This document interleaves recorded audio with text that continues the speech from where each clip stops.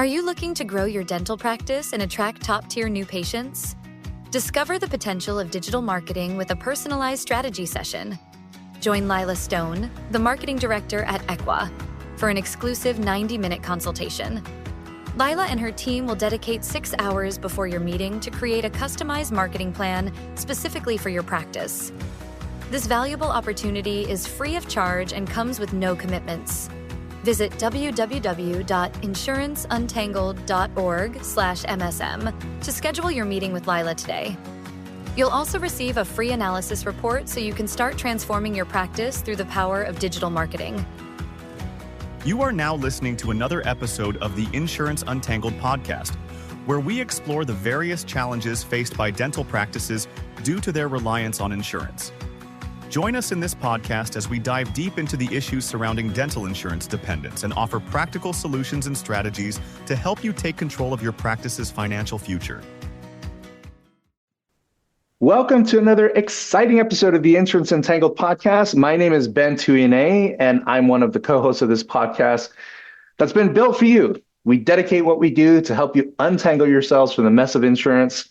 And we talk about all different topics from marketing to insurance to coding to practice management, you name it. Today, I have my good friend and co-host with me, who I'll be sort of having a very fun conversation with, my good friend Naren Arulrajah. Naren, how are you, my friend? I'm doing great, Ben. Thank you for taking the time to have this conversation. I know we're going to have a fun topic, so I'm looking forward to jumping in, and hopefully you're also having a great day. Yes, it's a great post-Thanksgiving week here. Today we're going to talk about why doing more isn't necessarily the answer. Doing the right thing is. But we're going to take a look at that from a marketing perspective. So welcome back to you, our listeners.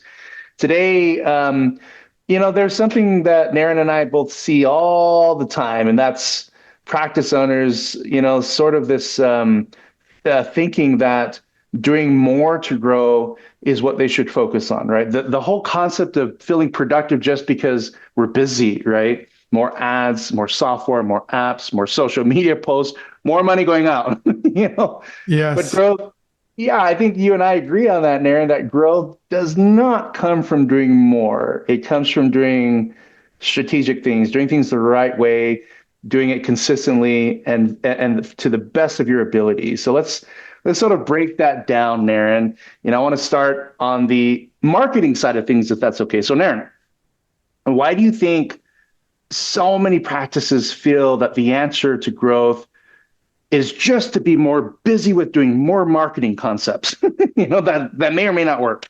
That's a great question. See, I think as humans, we have this bias towards action, especially those who end up in dental school. They were the kids who were getting A's in class, right? All the time, all the way from grade school or, high school. And dental school is not easy. They put you through the ringer and you're working extra hard. So a lot of times we start automatically think that being busy is a good thing.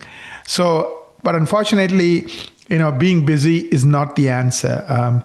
And a lot of the other problem I see is, doing the wrong thing is also not the answer. Like, for example, I had a wonderful call with this wonderful client, is a new client, and he's getting 30 new patients, but his actual patient volume hasn't changed because the conversion rate dropped. Why? The team is not trained to deal with patients who are, calling from Google saying, hey, can you do sedation? Can you do this? Can you do that? First issue is they're missing so many calls. So that's one problem we need to fix. Second issue is the team doesn't know how to handle them and how to, convince them that this is the best great practice and they made the right decision in calling. So, but because he didn't have the data that he's only getting 25% of the conversion rate, you can't blame him. He thought the solution is, I need to worry about branding. And he thought, maybe there's, a lot of competition in my area and there are like 30 practices in my area and that might be the problem. I'm like, no, that's not the problem. This is the problem, right? So a lot of times we are fixing the wrong problem without knowing what the real problem is. So that's the second reason I think people struggle. Not only is that a lot of times working harder is counterproductive, but also working harder doing the wrong things is even more counterproductive. Classic things I see on the marketing side is they run more ads. Now, let's take this example I gave you, right? He's converting 25% of new callers into appointments, new patients into appointments, and he runs Google ads. what do you think is going to happen to the conversion rate? It's not going to be 25%. It's going to be 10%. Why? Because if you can't convince somebody from Google who's trusting you because they found you organically and you're only converting 1 out of 4, how are you going to convert people who are calling from an ad? They're going to be even less trustworthy. So like Google Ads, more doesn't work. Of course, step 1 is to fix the conversion problem. Once it's fixed and once you're at 70, 80%, then you can go in and solve that problem. So that's a simple example, right? A lot of times people are spending money posting on social media, but 90% of the people who see your videos don't even live in your neighborhood. They live in a different state, different country. So, is it helping? So always keep asking the question, what am I doing? Is that helping or is that important? If it's not, don't waste your time. So the 80-20 rule, right? It's most of us do 80% of things that are useless, but 20% of the things we do are very powerful. So continuing to eliminate that wasted effort, the wasted 80%, and continuing to zoom in on that 20% is what makes a difference. Love it, Naren. Let's flip to insurance for a moment. On the insurance side, do you see the same pattern of dentists trying to do more to get results? Kind of like what we talked about with marketing, doing more just for the sake of being busy. Absolutely, Ben. You know this as much as I do, right? How many dentists do you see that are signed up to like a dozen, 24 plans, either directly or indirectly through these umbrella plans, right? Mm-hmm. And how many of those plans don't even pay them enough to pay the bills? In other words, they're losing money. So they're really, really busy, going back to the point of being busy, but it's a waste of time, right? And how many of them are doing things manually when they can use technology or outsourcing to save time and money, right? How much is the write-offs, right? I mean, an average practice collecting $1 million that I spoke to recently was writing off $546,000 every year, meaning they're producing $1.56 million in dentistry and only collecting $1 million. Why? The difference between the usual and customary fees versus after after the fee controls and the reductions, how much they actually get paid. So there's so much of waste, so much of doing more, but not benefiting from that more. Yeah, I agree. Well, if I could say 1,000%, I know that's physically possible, but I agree with what you said. And it's almost as if, Naren, that you sound awful like an insurance expert, But I guess when you talk about marketing, it's related, and I agree with you that doing, this whole concept of doing the right thing all the time, sometimes doctors get confused. And the question that usually comes up is, what does that actually mean, especially as it pertains to marketing, right? So when you hear that thing there and do the right thing, can you sort of unpack that as to, what that really means for a practice owner in terms of the whole concept of marketing and how to do that right? That's a great question. Dentists, when they talk about do the right thing, a lot of times that is based on what they heard somebody say, not necessarily based on data, based on what their problem is. Like, for example, if your phone is ringing and you're getting a lot of phone calls, like the example that I gave you, 180 phone calls, and you're only getting 7 new patients, doing the right thing is to look at call conversions, because typically 180 phone calls, meaning you're getting around 30 new patients or more, and you're only getting 7 patients. What the problem could be is the call conversion. So a lot of times, like, one of the muscles I think doctors have to develop is to find out where the problem is. So doing the right thing is to finding the right problem and solving the right problem. Doing all the other stuff, that has nothing to do with the right problem is not going to make your life better. So he wanted to run more ads. You know what? When he's converting 25%, that won't help. He'll be wasting 90% of his money, right? So I do think, like, if you're a PPO practice and some of your PPO plans, you're losing money, doing the right thing could be, finding those plans and getting rid of them. Why do you need to work hard to lose money? Like, that's stupid. You might as well work 1 day less or half a day less and take it easy and save all that money. You know what I mean? So, so I do think doing the right thing is like getting to the root cause. So based on my experience, 18 years, I think call conversion is one of those areas where I see a lot of problems.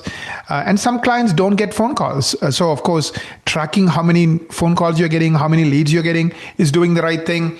Some clients are not ranking on Google for hundreds of keywords, which means they're not in that 5%. So if you are an SEO practice and SEO, by the way, is 1/5 or 1/10 the cost of Google Ads, for example, or, social media ads are even more expensive. So if you are a strong SEO practice, you need to pay attention to how many people are coming from SEO, how many phone calls are coming, how many leads are coming, how many keywords you're ranking for. So doing the right thing is partly dependent on strategy, but find where your weakest link is. And some people, they have amazing rankings, but they're not getting calls. Perhaps the right thing is looking at the landing pages for those pages, for those services, and see, do they have cases? Do they have videos where people are more likely to call versus not? Mm-hmm. Absolutely, yeah. Now, Ben, I'm curious, on the insurance side, can doing fewer things actually help a practice grow faster? Absolutely. I think this concept applies in so many aspects of life and in business. The whole idea of less is more. When you look at insurance participation, there's a common theme that goes back to the last 3 decades of doctors doing too many insurances or just signing up for an insurance because a patient says, "Hey, do you take this plan?" Right? And then they contact the office manager and say, "Hey, can you get us signed up?" And what you effectively do with that is that you lose pricing power, so you have to think about that and profitability. There are a lot of insurance contracts that doctors sign where they're losing money on hygiene. I know that's an unfortunate pain point for most these days. So be careful when it comes to doing too many insurance plans. There are umbrella networks out there these days where umbrella network strategies do help you minimize the amount of contracts that you have. So a good example is, we have some clients that participate with over 100 dental plans, like quite literally over 100 different dental plan types. And then we have a practice another client not too far away that only takes 5 dental plans or participates with 5. And the practice with 5 dental plans sees more patients. They are significantly more profitable, So it's not necessarily joining. If you're looking at joining PPOs from the perspective of marketing, stop. Don't do that. Right. While it is true that you would get new patients from dental plans that you would join, but the cost is so high compared to doing a lot of the things that Naren is recommending. So a small, well-managed set of PPOs with optimized reimbursements, it totally outperforms the chaotic component of having too many dental plans that are hard to manage with low fees. But that's actually a good thought process. And I have a follow-up question for you, Naren. When it comes to PPOs, I know a lot of practices lack the confidence to take action with a lot of things, due to fear of making mistakes, especially as it pertains to going out of network. There's this fear that there might be a backfire situation or a situation that creates a burden of stress on the front office team members or even the doctor herself or himself. So as a result, a lot of doctors sort of stay in the lane of comfort, but that decision is also not the right thing to do, in my opinion, So Naren, from a marketing perspective, if a practice owner wants to grow without burning out themselves and burning out their teams with doing too much, where do you think they should start? What's your recommendation, at least from a marketing perspective? Absolutely. I think look at what's working and what's not working, right? And solve for the things that are not working. That's like at a high level philosophical way I would think about this. For example, let's say you are a SEO driven practice, are you ranking for 100 or more keywords? Again, having done this for more than 10 years, I know if you're ranking for 100 or more good keywords, you are going to make the phone ring from SEO. You are going to get a lot of people to see you from SEO. Now, doesn't matter what kind of practice you are, you want to know how much is a new patient call or lead costing you. So you need to have call tracking. So you need to know that, okay, for SEO, in our experience, a lead might cost you $50, $60, in terms of a new patient calling. From Google Ads, it's going to cost you $300. But do you know that precisely for each method? And of course, if something is costing you $60, the other one is costing you $300. The question is, why are you spending $300 to get the same result you can get from $60, right? The other issue that you might want to look into is call conversions. Let's say the phone is ringing, you're getting new patient calls, but only like 30% are booking. So instead of getting upset and yelling at other people for other reasons, go and solve that problem. Like, how do I increase my conversion rate where out of 100 new patients, only 30 are booking? Maybe I can get 40 to book, 50 to book, 60 to book, and perhaps one day 70 to book. Now you're doubling your business without spending a dime on marketing, right? So I really think, being able to like zoom in and figure out where the problem is. And unfortunately, if you're new to this and you haven't lived this world of marketing, you need an expert. And one of the things we offer is a marketing strategy conversation where we look at all this data. We spend 6 hours. We really dive deep and figure out where are your bottlenecks? What is holding you back? And once we figure out what's holding you back, then we can come up with a plan to solve for it. And now all of a sudden you're crushing it. You're doing really well. Absolutely. Love it, Naren. So I kind of feel like, if today's conversations made you as a doctor kind of realize that doing less is more, and there's some clarity here, especially on the marketing components to drive new patients in. I highly recommend doing the marketing strategy meeting with Equa. If you visit insuranceentangled.com/MSM, reserve your spot there. I personally have real tangible feedback regarding that meeting, at least when I recommend clients to do it. I've never had one that said that was a waste of time. In fact, they come back to me with a great sense of appreciation, and Naren makes me look so good when I do that because my clients feel like it was me that did it for them, and so you can experience that just by going to that website, and then that will be included in the show notes as well. And then, of course, on the components of insurance, we mentioned that as well. Our people, and that's what I do for a living, is we help you strategize to figure out whether it's tied to marketing, right? In my opinion, less is more. You could have higher fees and a good PPO structure that would allow for you to not, do dentistry at a cost, which a lot of practices are doing, is they're forking out money to treat patients that are in their chair on a lot of treatment categories. Yeah. Like you're losing money. So you might as well go home, be on a vacation and have $100 bills and say, take the money. I'll be better off if you walk away with the $100 than me treating you. Right. And, I know the whole component of healthcare is that we're tempted to do a lot of charity work, but at the end of the day, too much of that, if you want to do charity work, go to Guatemala or some country that needs it, or, help people, do a clinic one day and go and help people who really can't afford it, but not people on PPO plans, right? Where they have a job, they're going on vacation. So why are you doing charity work? Yeah. And there's a perception these days that, there's a lot of practices that when we negotiate fees. I actually have a client in Florida. We raise fees by 50% with a one insurance category. Wow. And the doctor actually responded with concern saying, "Hey, Ben, is that fee increase too high?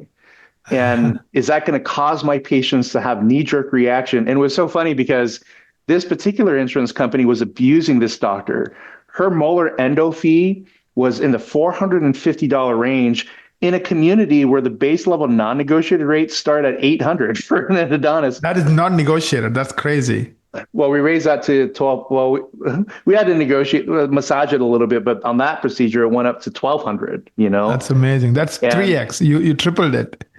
Yeah. But the whole fee schedule, it came out to be 50%. Roughly 2 times. And that's a big win. And so, and again, it's a situation where that PPO plan could have been dropped, Right. There's really no reason to be on it because it's losing you money every single time you get a new patient coming in, you're losing money on that particular category of patients. Yeah. But Naren, no, thank you so much. And any closing thoughts as we wrap up today, Naren? Yeah, I mean, Ben, you're a dear friend, and I know you know more about insurance and the do's and the don'ts and what works and what doesn't, which state, which plan, so you are like a genie in a box that your clients have when they need to go and do this. So I of course, highly recommend Ben, just you've been doing this for 20 years, just based on the experience and the knowledge he has. Like, he knows the players, he knows the inside scoops, he knows what works. And of course, you have a team that is as good as you are, Ben. So I strongly recommend people reaching out to Ben if they think the problem is they have the wrong plans or too many plans, or so he'll clean it up for you. So and I think it's a really good way to end this episode. So are you doing the right thing? More is not more. Working smart is key. Knowing what the real problem is, knowing what's holding you back, and just solving that is key to success. Thank you, Naren. Thank you for your wisdom today, and thank you for the kind compliments. And I want to take a minute to thank our listeners for joining us today on another amazing episode of the Insurance Entangled podcast. If you enjoyed this podcast, share this with your friends. That'll help us. Give us some reviews. I hope they're all 5 stars with really, really good feedback. And don't forget to visit insuranceentangled.com. Put /MSM to take advantage of that marketing strategy meeting. And also, we're on YouTube. So our YouTube channel is at insuranceentangled.com. And don't forget to hit that notification bell. Folks, until we meet again, we wish all of you the best of success. Take care now.